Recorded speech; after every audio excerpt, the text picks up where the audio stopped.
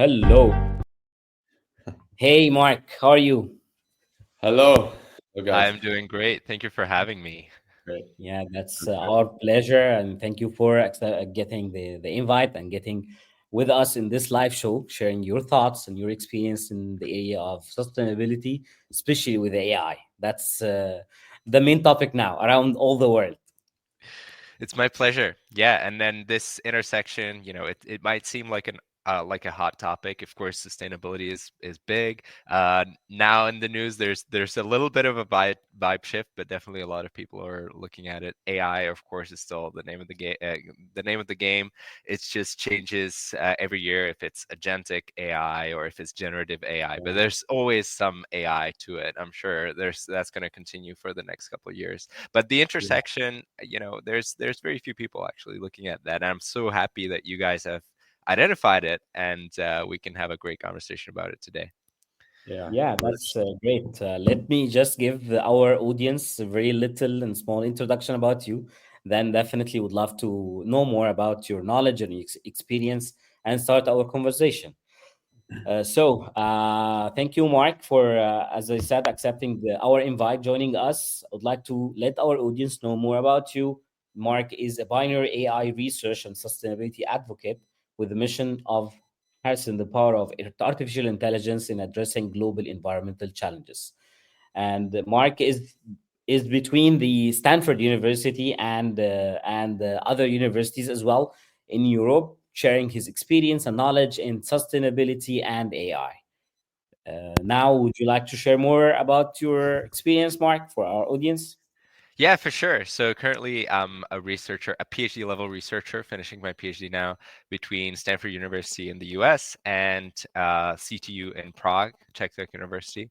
And here I'm co-founder of the LIMES Lab, so the Laboratory of Intelligent Mobility and Energy Systems for Sustainability. And that's exactly what we're focusing on. So we're looking at these two intertwined industries that are energy and mobility, and together, I'm Hmm. not sure if you guys know, but they contribute to about 75, so three quarters, 75% of the world greenhouse gas emissions. So um, my story is that after graduating from CTU actually and from Cambridge in the UK, I took some time to found a couple startups and be active in industry, and I've been very privileged to be successful at that, and we've built some great companies.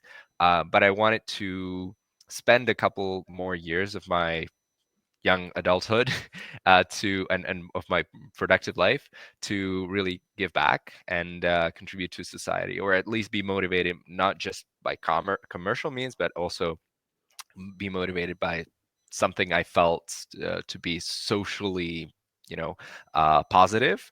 And so I decided that a good place to do that might be academia, and I'm very, very happy with my choice. So I went back with this kind of question. Like, I was a software engineer. I was working on autonomous systems in my last startup that I co-founded. I was working on AI that detected UAV, so unmanned aerial vehicles, and all this kind of stuff. How can I apply this on some of the most pressing issues of today, including climate change and sustainability?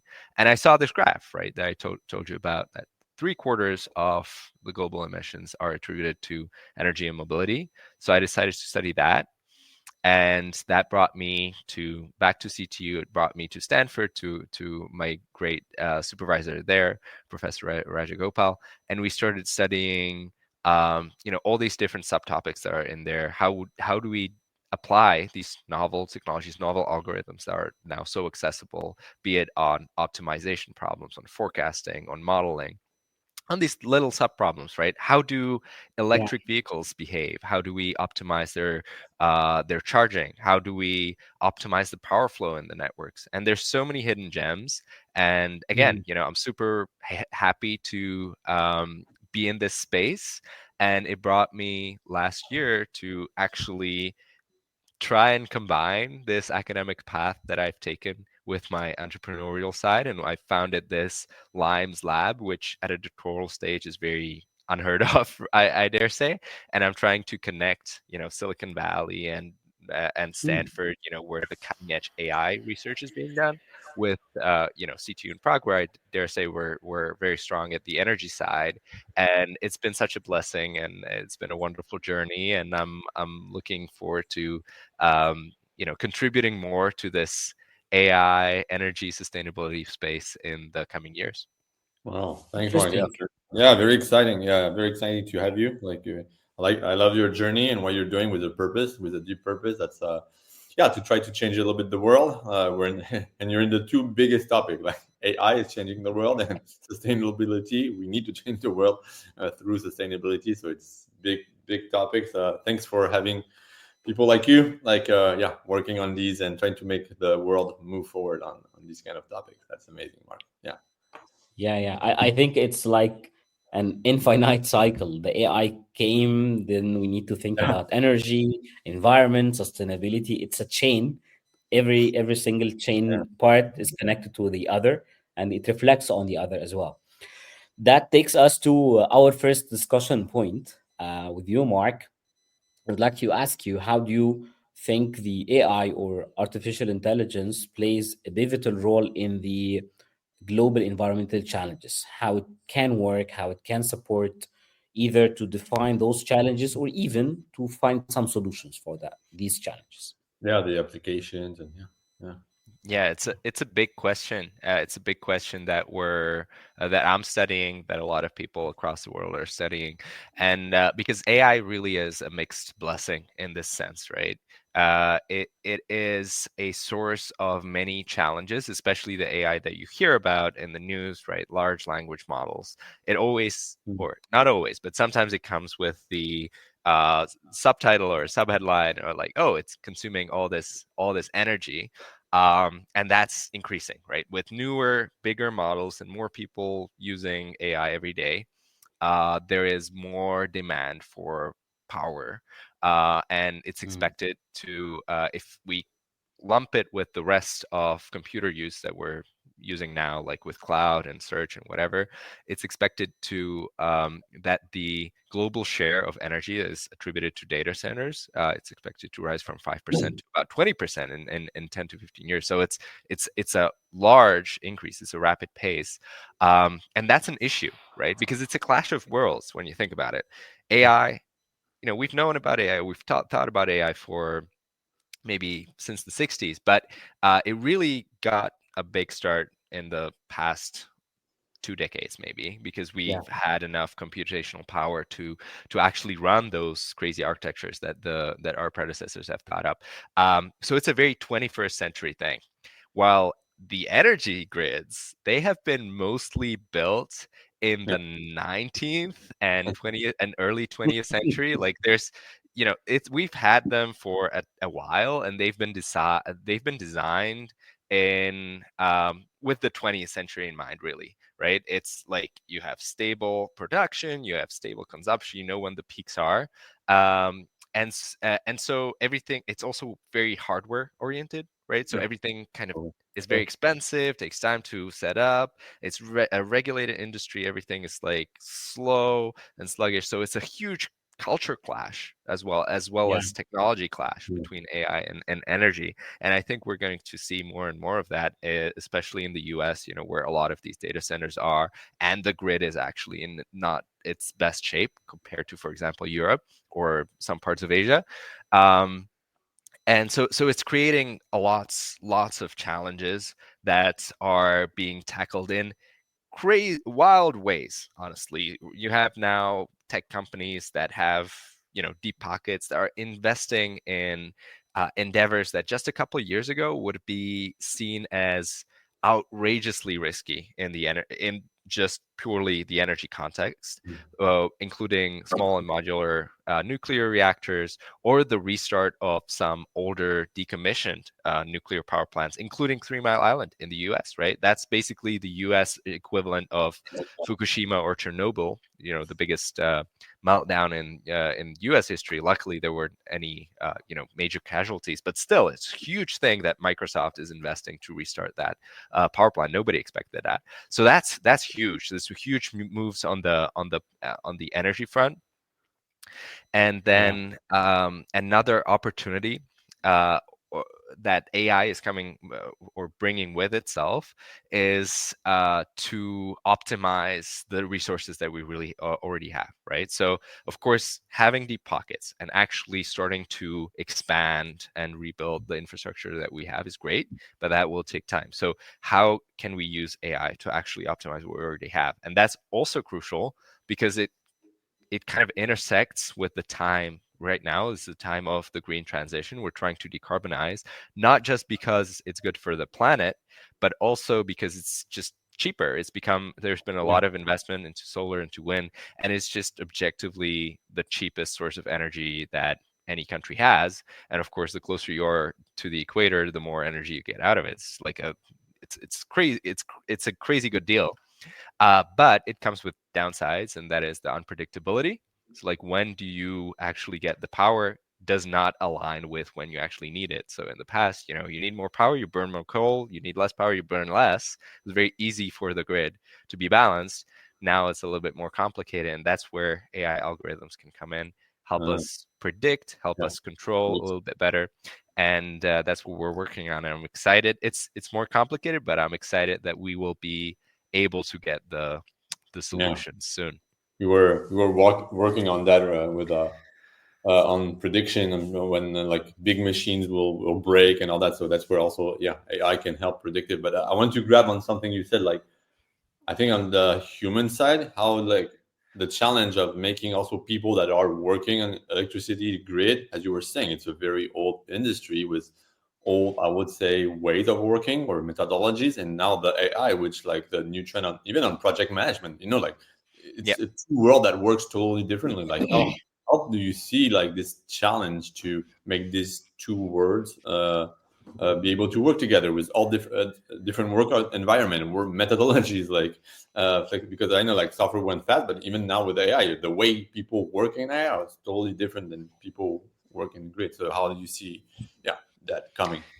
Yeah, and that's where I'm tapping into my entrepreneurial days, where I've encountered, and your experience I'm sure is going to be similar, that people don't really care about AI, right? Like they care about their problems, right? Like they care that the tool that they're using works. So if we supply, for example, the forecasting, right? It's one application that we're using our novel algorithms on, right? Neural network based, machine learning based, and but forecasting has been in the energy industry or power engineering industry for years. It's just not functioned very well, and power engineering people have become less and less satisfied with the forecasting tools they had because of what I described, the unpredictability that is increasing.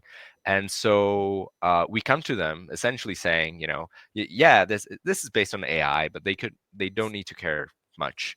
What they care about is like we show up and we say, look, we've developed this tool and you can use it, and we are confident that the accuracy of the forecast that you're using, which is directly tied to the cost of maintaining the grid, are going to be the accuracy is going to be higher, the costs are going to be lower, and that's what they care about, right? So they are much more open to say, okay, let's test it on our internal data, let's evaluate, let's adjust, and that's our foot in the door oftentimes, right?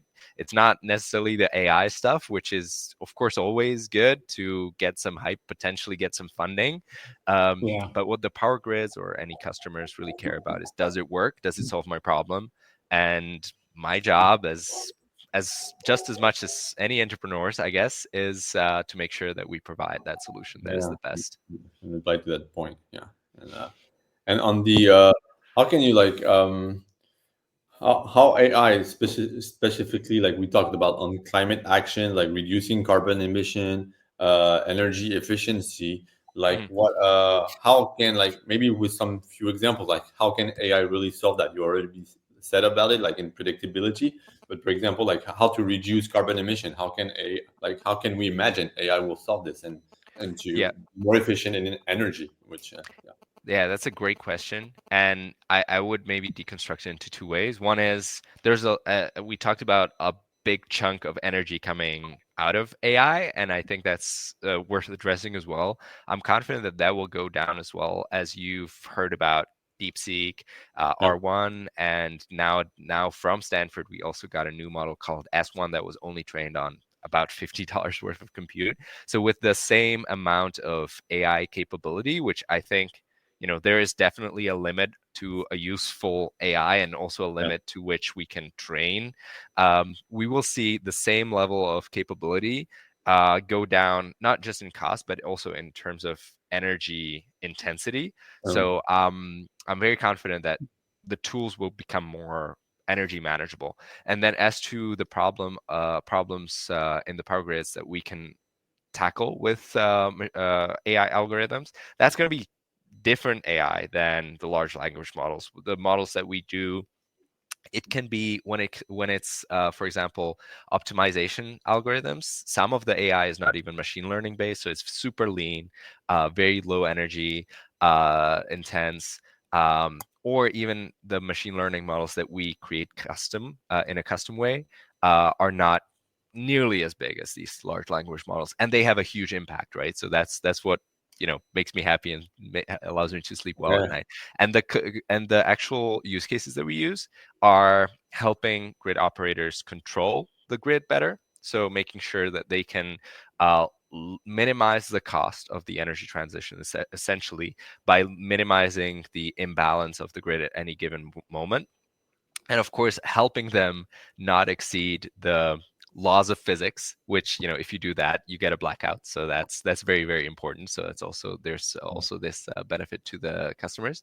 What we help them forecast in terms of where will you get how much power from generation, but also where will you get consumption at different points, which is also becoming more and more complex to forecast because of smart grids and all these new technologies. And we also help them model the expansion of the grid. There's a lot of new technologies that are becoming more and more relevant, and they affect the grid more and more. On the consumption side, it mostly concerns with electric mobility, coming back to mobility, because you have all this energy that we use to move around, especially in the US and Middle East, and where people just they use cars, right?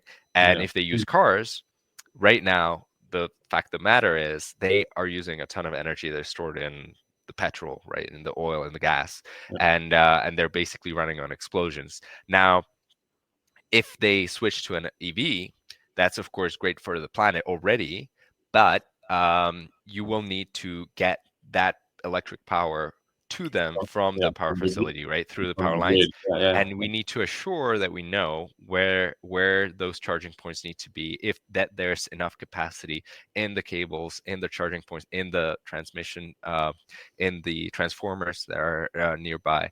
And that's exactly what we're doing. It's what we've done, for example, in the latest publication that we've had.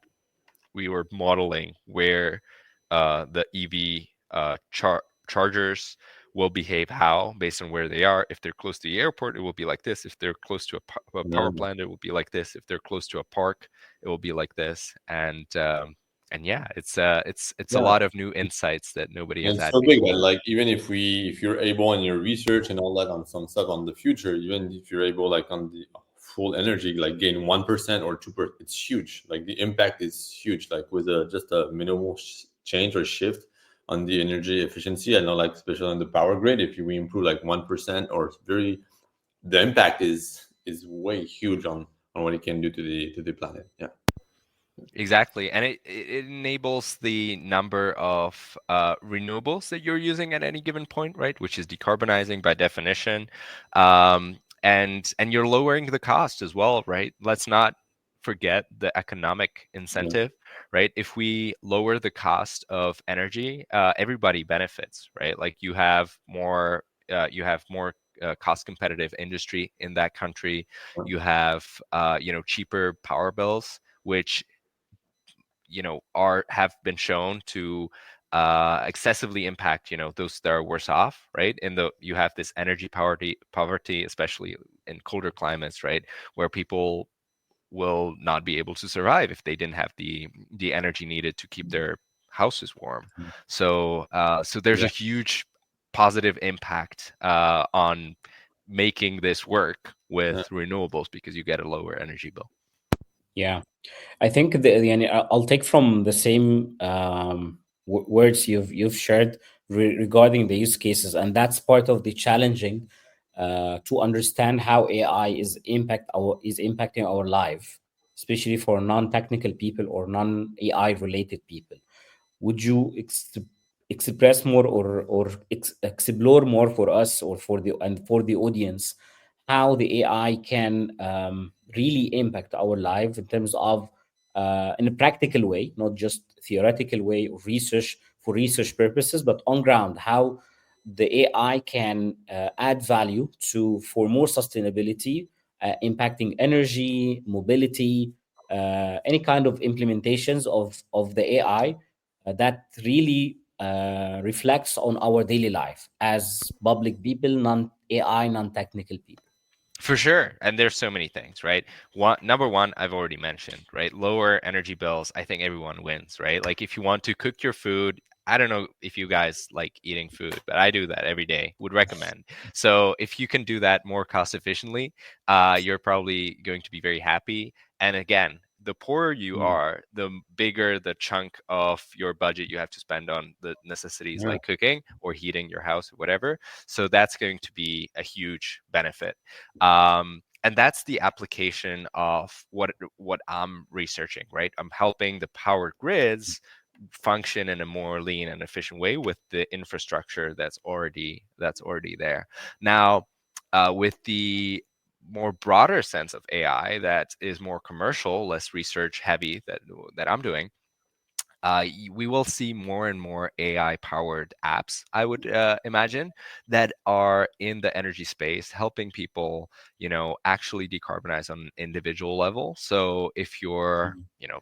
in middle class anywhere in the world, you might think about, if installing a solar cell on the on the roof of your house, you will get Mhm. probably something very soon that is akin to a private helper that will already give you recommendations like, is your roof suitable for solar power? What do you need to do in your country to actually have it installed? How much will it cost? How soon will you can you expect to get the money back? And then there's more Yeah. solutions that are tied to that. Should you get a battery a wall box with it that has some capacity to perhaps store the energy when you're not using it, which is usually in the middle of the day, and then give it back to you when you actually need it, which is when you come from work in the evening. So there's going to be applications like this that, again, I don't think people will actually care if it's AR or not. What they Yeah. will care about is it solves their issue, Disease right? They itself. Yeah. will, yeah, they want to save on energy bills. They want to, maybe be more sustainable in their living. Uh, Whatever the reason, I am confident that with both AI's capability of being able to reason and kind of orient itself in unstructured data, which is really the groundbreaking thing about AI that people are so fascinated with, and also with the conversions of the renewables becoming so cheap that they're basically the cheapest form of electricity, and you can even invest in that on an individual level in private residences.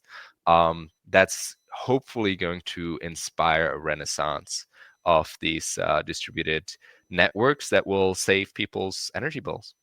Yeah, it's you're right. Like, and that was also a question we had, like on the solar energy, even in your homes, like to get the sun, to manage it with the batteries and all that inside, like on the user and your user focus, like he will use, like as you were saying, like a software and let's say an app to manage all that, and behind that will be the AI that will predict like the weather, and maybe your solar panel will turn this way or this way because there's sun, when does the sun comes up, when it comes down, and all that it's on predictive models. So it's kind of modeled, and then it will learn more and more how your behaviors inside, and the human will not, the user doesn't even have to think about it. It will Oh, of course. automatically Yeah. like set up like how the behaviors, when do you launch your laundries, like when do you do your dishes and use this energy, and when he learns on your behavior, that's where you'll be, the AI will be, yes, is embedded in that, and will gain also, yeah, like with no efforts, and it will have an impact at the energy Makes level. sense. Yeah, Yeah. yeah, it should just work, right? Like Yeah, when you yeah, that's what we press want. the That's what we power, use. Yeah, when you press the light switch, you just expect the light to come on. You don't want to think about the power that's coming through the No, wires or the light bulb. No, it should just work. And the that's same is with this, what you described is essentially a term called flexibility, where again, you move the power demand or supply based on when it's the most suitable in time within that day or, a different period. And that's already products that exist, right? Again, it's AI, but people don't need to care that it's AI. And Yeah, in Europe, you have, thanks to your renewables, or maybe um, unfortunately because of your renewables, but you have this interesting phenomenon where you have extreme differences of energy price during the day, where sometimes in the middle of the day you might even have negative energy prices, while in the evening you might have a very, very expensive power price, which is mm, obviously a huge opportunity to anyone with a battery, where you basically during the day you can work buy energy and get very paid much. for it, and then in yeah, the evening you get the same energy and you sell it You for stored it. like a big profit, right? There's this arbitrage, and this is already being used by some households, for example in the Czech Republic where I'm residing, and people are making, a modest amount. It's not like a huge amount, but they're making like 100 or 200 bucks a month by just having a battery pack and a solar roof and just sitting there, right? So it helps them pay off their investment way sooner than they expected. It's a nice pocket money, and they're helping the grid as well, helping Yeah. decarbonize. So it's a win-win-win.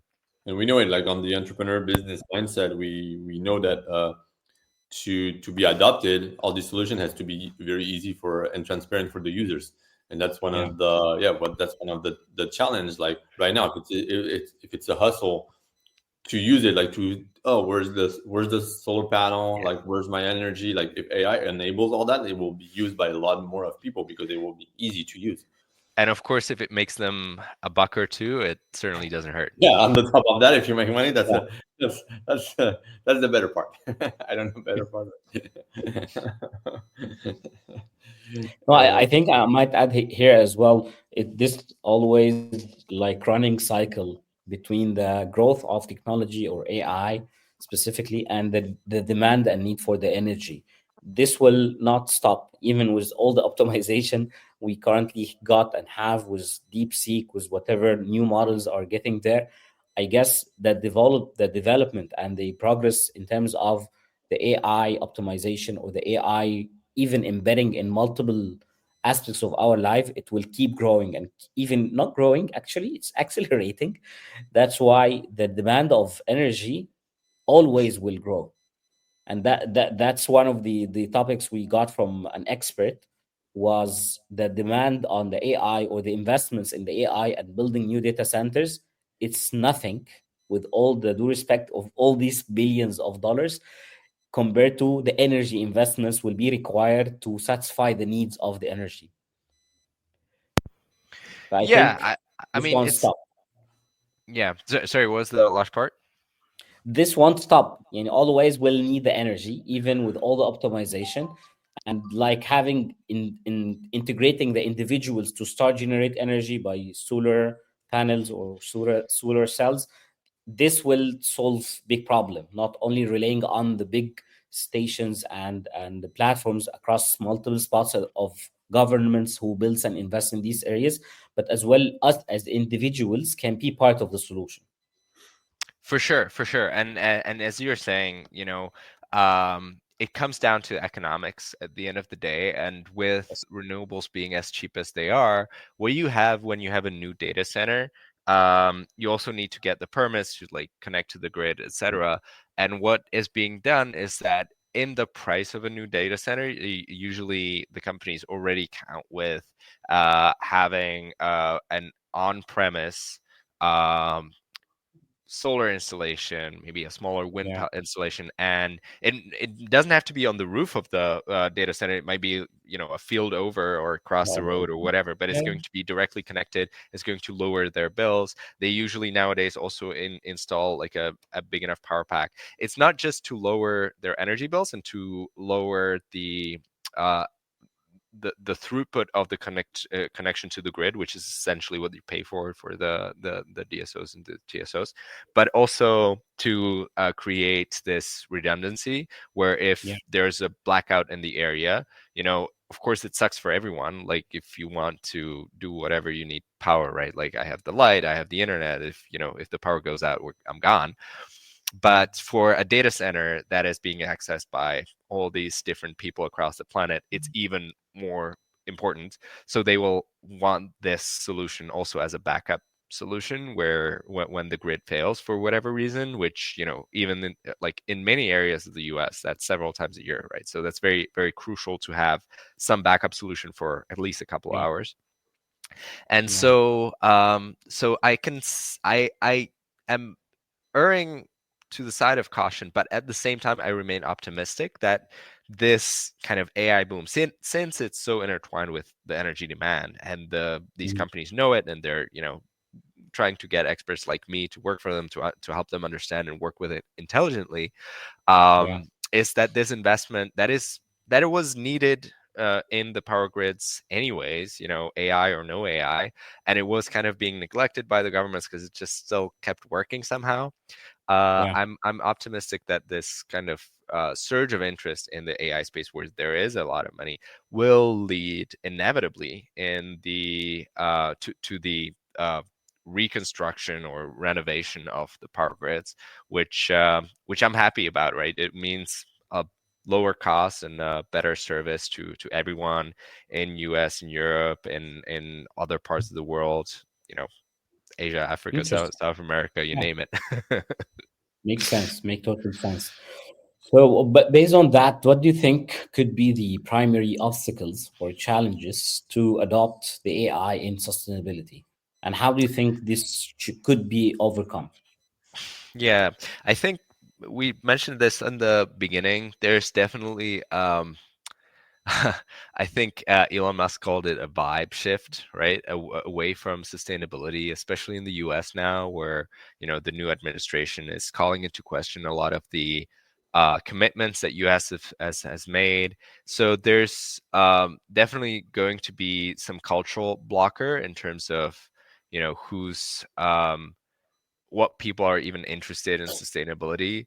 And that's why at the end of the day, I keep coming back to the economics of it, right? Like it Mm. doesn't matter if you're pro, green solutions or anti-green solutions. Like if it's cheaper, you're probably going to get that, right? There's not that many people that are going to say like, "Oh, I really want my power to come from a coal power plant." Like Mhm.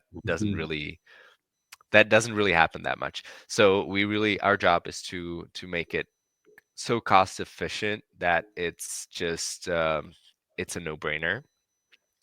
And yeah, in terms of what I'm working on, there's definitely challenges in getting the stakeholders to actually engage with what we're researching, right?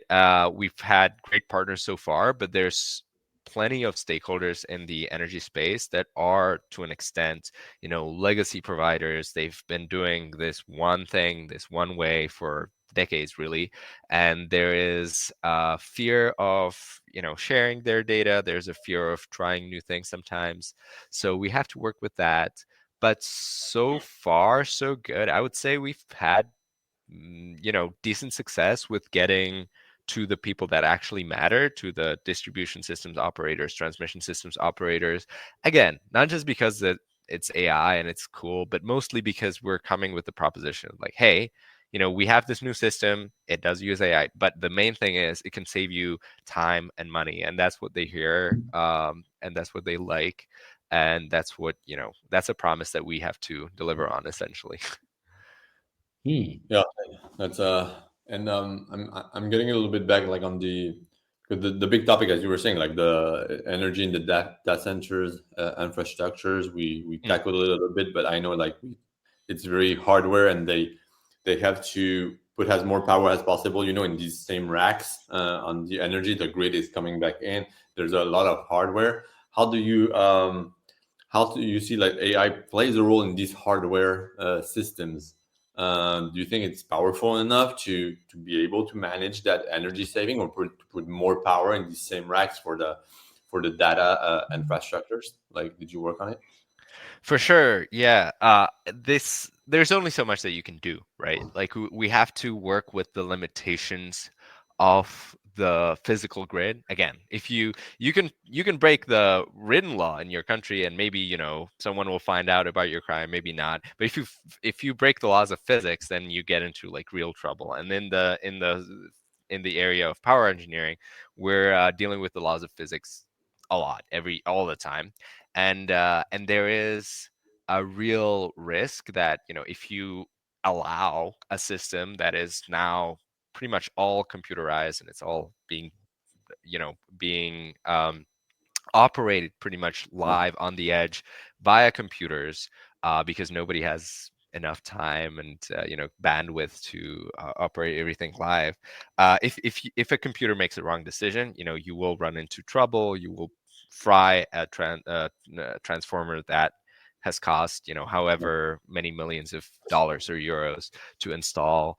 You will have a blackout in that area, and it's all sorts of trouble. So that's what we need to with these algorithms. That's what we need to prevent. That's how we try to improve the current systems. And essentially, what we're trying to do is anticipate these issues and help both running on the edge, so running live. Like, how do we find different paths to the power flow that is needed? How do we decide when to connect or disconnect different sources? We're also thinking about the economics. How do we create the incentives so that different sources of demand or supply are being plugged in at the right time when it's actually beneficial to the grid? So that and also there's also resiliency, right? There are some events that are not impossible to anticipate. Like you have a blackout because there was a huge solar flare, which there are some ways of anticipating it, but it's not trivial. Or you might have just an unscheduled like breakdown of a transformer. That those will have like big impacts, and you need to react to them quickly and restore power as soon as possible, because again, everyone is like our modern lives are just like super dependent on power. And that's what we're trying to do as well with these algorithms. And do you think like it's more some AI in the embedded softwares in the hardware, or like more like just managing, reporting, and analyzing like on the external part, like just very quickly, like just to understand a bit more? Yeah, usually the power grids nowadays are centralized, so you have these centers that are basically controlling how the system works. There's also the training for energy as a utility, so you constantly have hundreds to thousands or even tens of thousands of subjects that are trying to like buy and sell energy in ahead of time. Maybe there's a day ahead trade, there's like a long-term trade and power purchase agreements, and there's also the spot trade, right, where right now people are trading like, oh, I'm going to buy this much power for this much, and it's a very complex system, but especially in those times of crisis, you can see that it's a system that was designed a long time ago. Like, I was talking to a distribution systems operator in Prague recently, and they told me that if a blackout were to happen, like a citywide blackout, Yeah. they would actually need to send out a person to restart some of the transformers manually, because there is no remote switch to like reset them and turn them back on, which even during a normal day, it might be difficult because there's of course traffic jams and everything. But like, if you imagine there's a blackout, like all hell will probably Like, break yeah. loose. People will start panicking. They will Panic. start Yeah. driving around. There's going to be all sorts of collapse. So I would, Like we in the were even movie. telling them one of the contingency measures could be like, of course, apart from installing a remote control, like would be, just get like some bikes or motorbikes so you can drive through the traffic, because like basically what they have is just cars, and they will be useless in this collapse type of situation. Yeah. So sometimes brings us to very offline solutions that we're Okay. proposing as well, because you just need to get the job done, and you need to assure that even in these extreme scenarios you are able to get the ball going again. Really, again, every single second of our lives we're super dependent on energy. So the number one Yeah. rule in energy that we're trying to follow is that the energy needs to keep flowing to where it's being consumed, right? Again, when you flip the light switch, the light needs to come on that instant. If it doesn't, you're It's in trouble. it's a convenience. Yeah, we all need to learn back how to do fire, like with just. Yeah, I think we're all too comfortable for that. Yeah, we are. We're doing that for leisure, on camping Yeah, trips, and imagine, it must not be. It must be for we start to. yeah. I think always when we talk about AI, and even our clients ask us this question, the ethical part of AI, but for the sustainability area, how do you think we might be able to ensure the AI powered sustainability solutions are fair and work equally to all the population or communities without harming or getting a benefit from some people against others? Yeah, that's a great question. And at the end of the day, there's two sides of the coin, right? One is, I ideally what we're trying to do is increase efficiency, and through sheer market forces, if a system is more efficient, it should economically lead to lower prices, so that should benefit everyone. At the same time, those that are less fortunate in their economic means are going to bear most of the fruit of that, because energy is a necessity, so it's going to be a larger chunk of their spend. um, so that's nice to say, but at the end of the day, it doesn't have to work like that, right? Sometimes you have localized savings that are benefiting areas that are already well connected, and those are usually the more economically active parts of a continent or a country or whatever. Mhm. And so oftentimes how we try to think about it, and in research, it's very easy for us to think like this, because our whole goal is to help humanity become better and have more knowledge about different problems. So we do a lot of assessments in terms of not just efficiency and economic viability, but also equity, right? How do we make equitable solutions?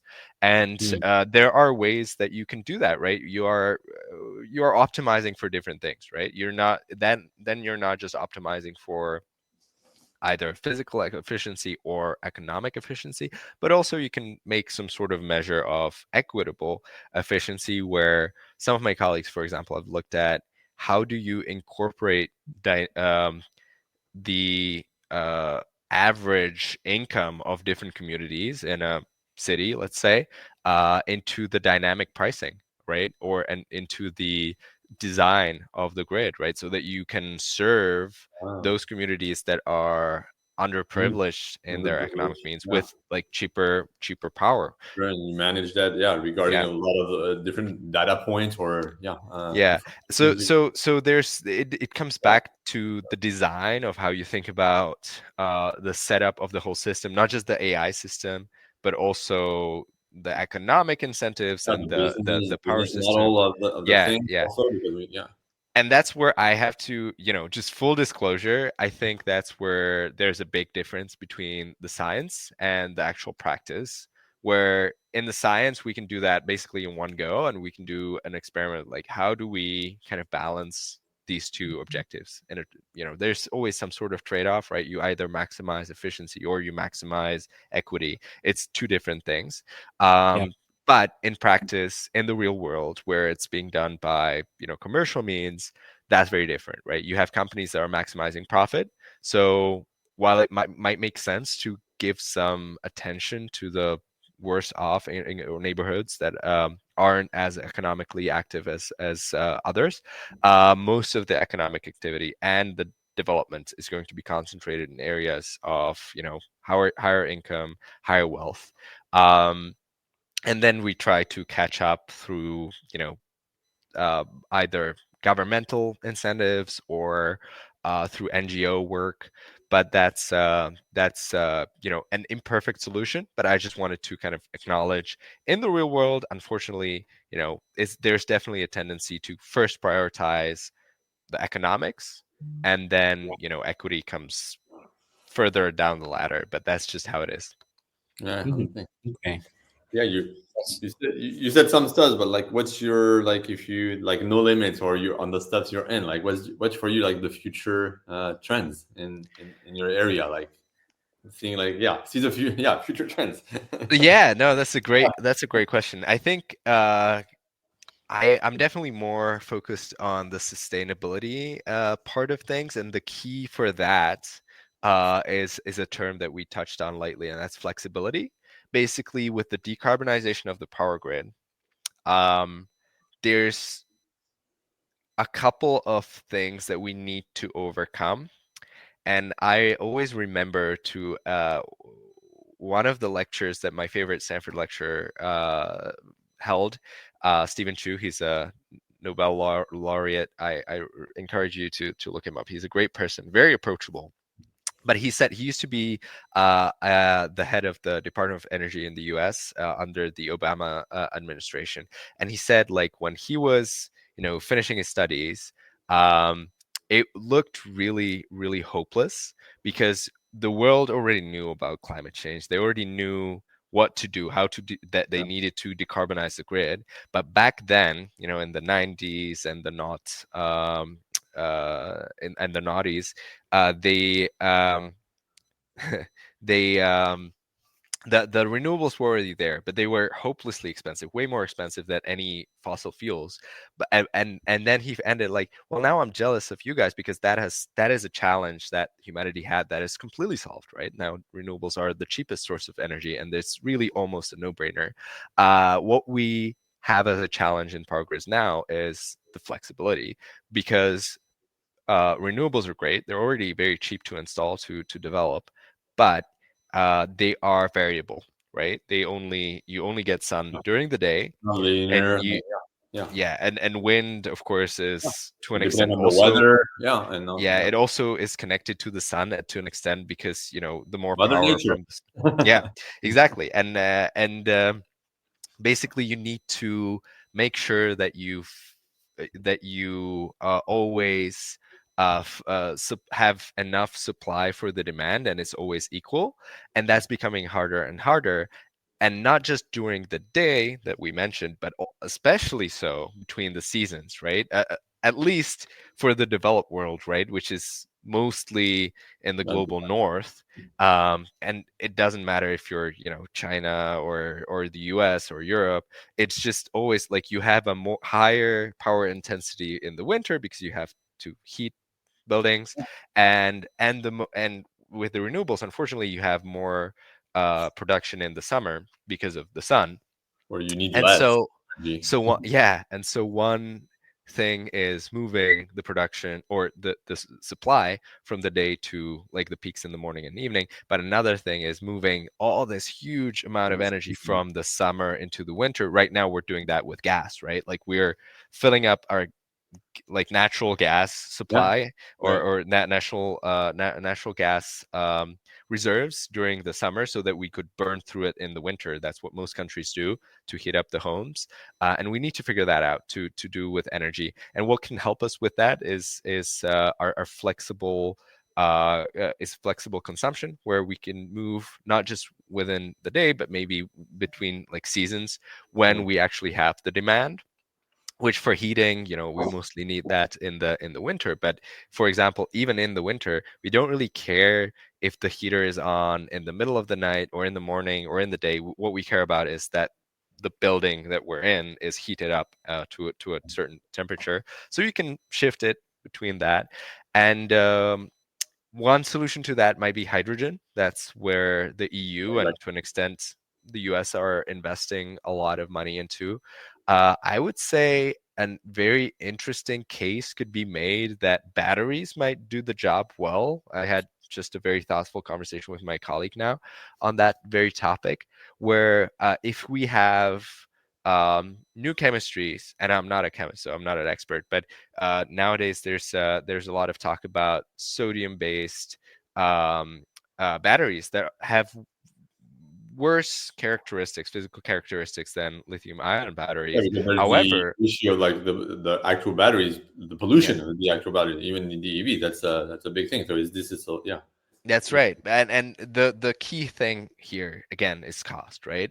If even if sodium batteries are twice worse or two times as bad in their physical properties as lithium ion batteries, if they are 100 or 1,000 times cheaper, then everyone will build huge stacks of capacity of these types of batteries, and it might actually provide a big chunk of the solution for this flexibility challenge of like how to get energy from the summer to the winter. So it's it's a big challenge. Yeah. It remains unsolved. I'm definitely not telling you that I've just solved it in this Yeah, but that goes the short question, like talk. the trend, like where we need to go, Yeah, or like a thing we need for to do. sure. Yeah. But Yeah. good news, we've already solved one challenge in terms of cost. The renewables are really, Yeah, really we cheap know now. that. Yeah. And the second good piece of good news is even for batteries and for hydrogen, there's a ton of development that is being done on the all the way from chemistry through the actual products to the optimization through AI maybe. So I'm very confident that there will be more and more cost-effective solutions coming up every year. So definitely a lot of reasons to be optimistic. Interesting. I think we need just to remind our audience who watch the live, if you do have any questions, please post it. We might take some of them at the end. We're very close. But let's move to the most important thing. And I think this could be one of the takeaways of this conversation from with you, Mark. What advice do you think you might share for businesses who would like to and looking to incorporate AI into their sustainability strategies? Yeah, I would definitely recommend trying to find public-private partnerships, be it with, of course, there's a lot of governmental support and sustainability, and you can apply um, a lot of these grants onto AI-based solutions, and AI-based solutions have the big advantage of generally being, also cost effective and can help your business efficiently. And also, I would recommend, of course, coming from a very biased source, finding research labs that are on the top of the game. At the end of the day, AI is a complex set of topics.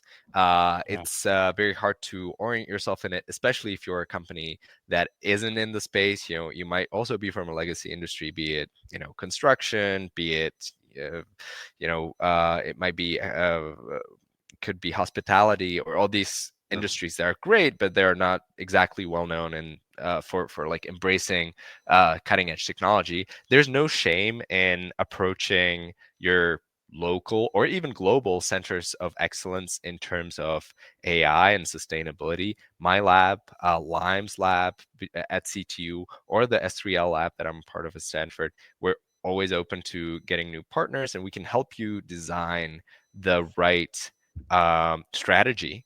Um, because essentially what happens a lot is that these companies, the industries, they approach consultancy companies, and there's it's not necessarily bad, right? These consultancies, they've seen a lot of different companies, they can provide you with some sort of solution, but it's very, very, very, very, very, very, very expensive for what they actually do, and Yeah. it can be very vague, right? Right. Because when anyone who's been in a consultancy, myself included, knows that a lot of the work is being done by fresh graduates, and they just have a ton of slides that Yeah. they source their information from. So the level of depth that you can have in terms of understanding of that topic is really limited outside of the Yeah, general and scope also of the consulting. actionable plans, the real actionable plans are limited. Like you pay Yeah, extra, es- but yeah, you're right. Yeah. especially outside of their core domain expertise, which is right, like something like due diligence or financial decisions or like really management consulting. If you go like really deep, like sustainable and AI, they will just inevitably make stuff up. So going to research labs, especially those that have a good track record with industry collaborations, they understand what industries looking at, looking after what is important for them, how they work, can really bear a lot of fruit, and we've had some great experiences in the past where we've actually been very competitive, and we've helped some companies save millions of dollars off their spend for like really big expensive products that they didn't even understand, right? And we've helped them create a solution that worked better for them. They didn't have to pay millions of dollars for them. It was just like they paid for the collaboration with us, which was much less, and it was like a one-time thing. We helped them understand what was important for them. We helped them develop an internal solution that they then internally kind of maintained and understood well. And it's and it was basically almost like a one-time thing, right? They made an investment to work with us. We helped them get to a new modus operandi, and then only if they want to improve on that or iterate, they come back to us again, and we do a new project. So I would definitely say that collaborating with with the research labs is a Specialized, great yeah, idea. specialized part, yeah, lab like yours. We welcome everyone to Of reach out to course. you. All right. Yeah, that's interesting. That's very insightful. Thank you so much, Mark, for these valuable insights you share with us. I learned a lot. There are a lot of details you shared that even it's an eye opener for a lot of things AI can be implemented in the sustainability area across multiple spots, even the US, in Europe, in the Middle East, or even Asia. I think a lot of things can be done in that area. And thank you so much again. Yeah, thank you, Mark. And it's very various. Like it's just the beginning, and it can tackle, as you were saying, the flexibility, the hardware, software, like the sun, the local things. So you have this merge. So you have a lot of work, I think, Mark, ongoing. That's right. Yeah. I'm glad that I'm not alone. Yeah, you're in the AI and sustainability. That's crazy. Both things are required now. All the people are talking about energy, sustainability, AI, growth across multiple aspects in the Yeah. business. I think you're in the right spot. And you get ready. A lot of things are coming. Yeah. Thank you for having me. It's been so much fun. And of Thank you, Mark. course, if anyone wants to get in touch on LinkedIn or via email, find me and I'll be happy to chat. Yeah. My email Reach is out. name.lastname at cvut.cz or stanford.edu. Yeah, great. I'll reach out, Mark, and if you have people like wants you, or I'll redirect them to you, and yeah, just to learn more. And great, thanks, thanks a lot, Mark. Amazing. Thank you. Thank you, Thank guys. you. Thank you.